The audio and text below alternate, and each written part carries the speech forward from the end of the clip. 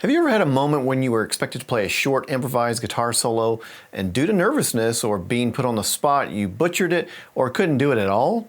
Why is that? And more importantly, how do we not let that happen again? In today's video, we're going to learn how to make those situations less stressful and thereby turn them into successful opportunities that we look forward to. This is something I've helped countless students achieve in the over 30 years I've been teaching guitar. And by the way, if you're just getting started with soloing, make sure to download my free beginner soloist handbook that I've put together. It's packed with all sorts of scales and arpeggios and reference materials so that you have it all in one place. The link is in the description below, and it includes what we're covering today. Now, in a recent video, I talked about limitation practice, and today we're going to discuss that further and how it can make you much more assured in what you play in a solo. By the end of today's video, you'll have some easy steps you can use to solo more confidently and have fun with your solos. Years ago, I hosted one of my guitar heroes, Vinnie Moore, at my music academy. He was the first major artist we ever invited. And once he was there, the first thing he asked to do was to have me come up and jam with him. That was one of the most nervous moments of my life as I walked up there and plugged in the jam with my guitar hero. And to make it worse, he didn't tell me which key we were going to play in or any chords. He and the band just started playing. Now, I managed to play and get through it okay, but it was rough and I wasn't happy at all with my attempt. And today I want to share some tips that I learned from that moment along with many other times I've jammed with people. All too often in a jam scenario like that, we tend to overplay. It doesn't matter what our skill level is, we overplay for whatever our specific level is on the guitar. Now, in my situation with Vinnie, I knew my pentatonics and my major scales in every position. So what did I try to do? I tried to use as much as I knew so that I looked more competent and like I could hold my own next to my guitar hero. But that's the wrong approach.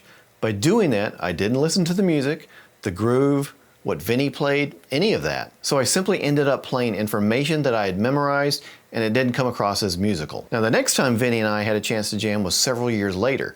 This time I made a point to keep things simple and just have fun with it. I limited my notes and I was able to listen to the music much better. What I played wasn't flashy, but it was musical and fit the song. And by playing less, I took those limited notes and supported the song better. It sounded more rhythmic, made me happier as a guitarist, and as a result, I wasn't nearly as nervous. So let's talk about what limitation practice means. It basically means that you do not use all of the notes available to you. You just choose a very small section of a scale, for example. Last time we discussed this, we used the minor pentatonic scale, but you can do this with any scale or arpeggio. Let's use this 3-note per string major scale. This is in A major.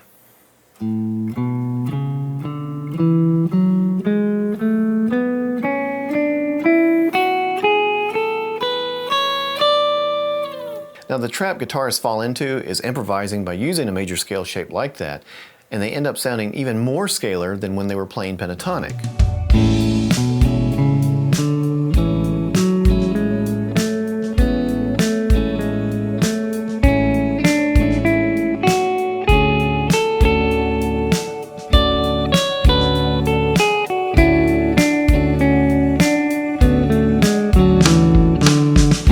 As you can hear, that sounded extremely scalar and not musical at all. Now, that being said, let's just remember a very easy point. If you sound scalar, stop playing the entire scale. If you don't play every note in a scale, you're not going to sound scalar. So let's look at this major scale. There's absolutely no need to play all of these notes and fret positions. For whatever reason, when we focus on trying to incorporate the entire scale shape, we think about the music less and worry more about which note to play next. When you limit your choices, you start listening better because now you're not thinking about some huge shape across the fretboard. You're trying to figure out how to make just a very few notes sound musical. It may sound backwards to say you'll be more musical with fewer notes, but it works. So with this A major scale, I'm just going to limit myself to these 6 fret positions.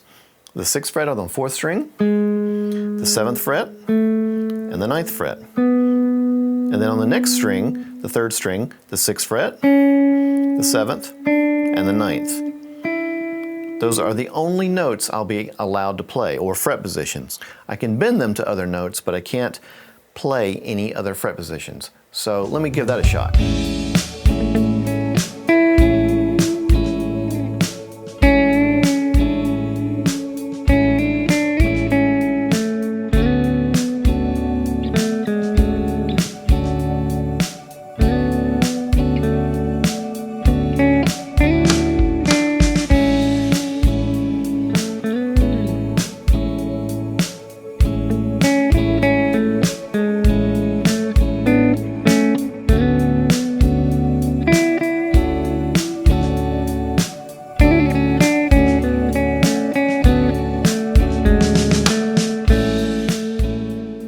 you can hear, that just doesn't sound like I'm running up and down scales anymore.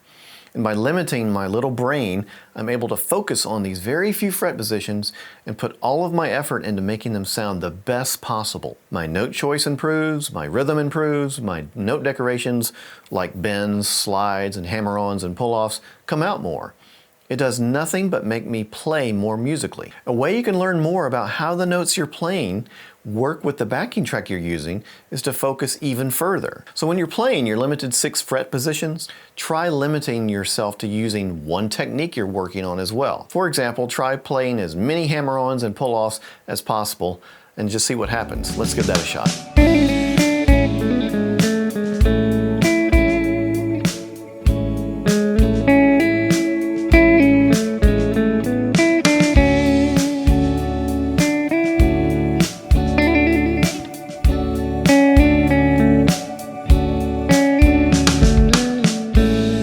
As you can see and hear, you're not always going to sound the best when you're hyper-focused on one technique like that, but I've discovered that is a great way to get to know what works and what doesn't work. It simply speeds up the process of figuring that stuff out. If you struggle with the idea of limiting yourself to 4 or 6 fret positions, try thinking of it this way. Imagine you are the second guitarist in a band and you've got to come up with a part that works nicely with the chords going by the first guitarist. That's not going to be a guitar solo. It will be something much more simple, perhaps. Let me try something that complements the chords but isn't necessarily soloing.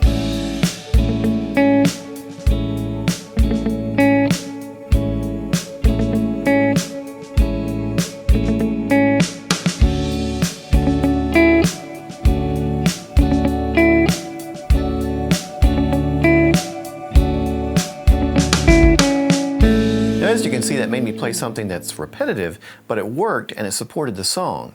And I think the cool thing about that is what you're really teaching yourself is how to develop rhythmic phrases that you can then build on and use in your soloing. So what was I doing?